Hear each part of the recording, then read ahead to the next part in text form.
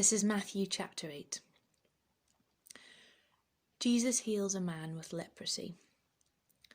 When Jesus came down from the mountainside, large crowds followed him. A man with leprosy came and knelt before him and said, "Lord, if you are willing, you can make me clean." Jesus reached out his hand and touched the man. "I am willing," he said. "Be clean." Immediately he was cleansed of his leprosy. Then Jesus said to him, "See that you don't tell anyone, but go, show yourself to the priest and offer the gift Moses commanded as a testimony to them." The faith of the centurion. When Jesus had entered Capernaum, a centurion came to him asking for help. "Lord," he said, "my servant lies at home paralyzed, suffering terribly." Jesus said to him, "Shall I come and heal him?" The centurion replied, "Lord, I do not deserve to have you come under my roof, but just say the word, and my servant will be healed. For I myself am a man under authority, with soldiers under me.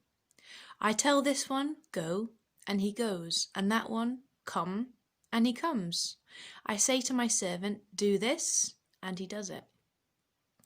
When Jesus heard this, he was amazed and said to those following him, "Truly, I tell you, I have not found anyone in Israel with such great faith.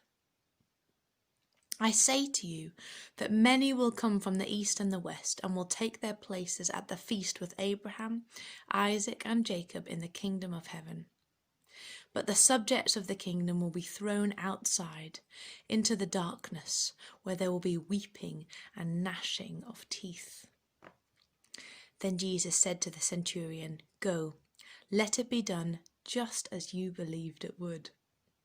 And his servant was healed at that moment. Jesus heals many. When Jesus came into Peter's house, he saw Peter's mother-in-law lying in bed with a fever. He touched her hand, and the fever left her, and she got up and began to wait on him. When evening came, many who were demon-possessed were brought to him, and he drove out the spirits with a word and healed all who were ill. This was to fulfill what was spoken through the prophet Isaiah. "He took up our infirmities and bore our diseases." The cost of following Jesus. When Jesus saw the crowd around him, he gave orders to cross to the other side of the lake. Then a teacher of the law came to him and said, "Teacher, I will follow you wherever you go." Jesus replied, "Foxes have dens and birds have nests, but the Son of Man has nowhere to lay his head."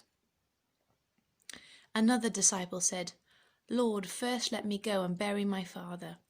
But Jesus told him, "Follow me, and let the dead bury their own dead." Jesus calms the storm. Then he got into the boat, and his disciples followed him. Suddenly a furious storm came up on the lake, so that the waves swept over the boat. But Jesus was sleeping.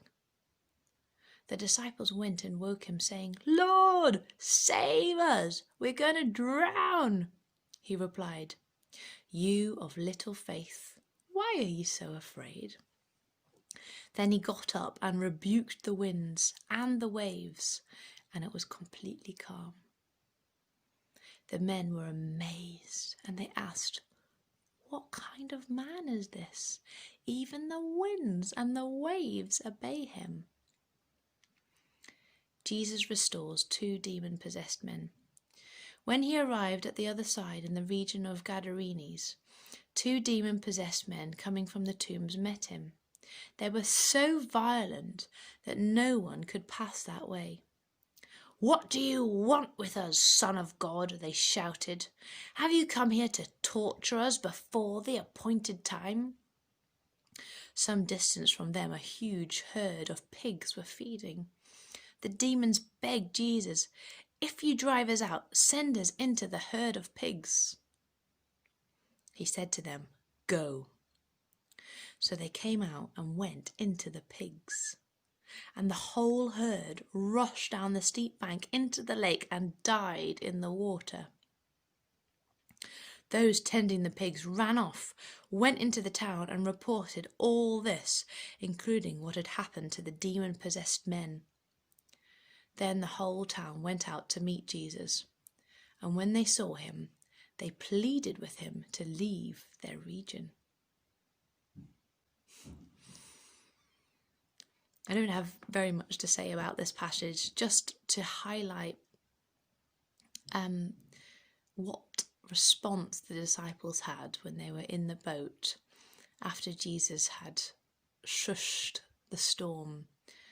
It's verse 27. It says, the men were amazed and asked, "What kind of man is this? Even the winds and the waves obey him."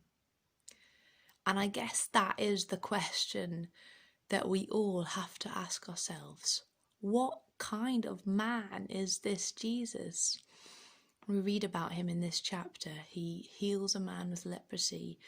He heals the centurion's servant without even going to his house. He heals many. He calms the weather. And then he restores 2 demon-possessed men. What kind of man is this Jesus? That's the question.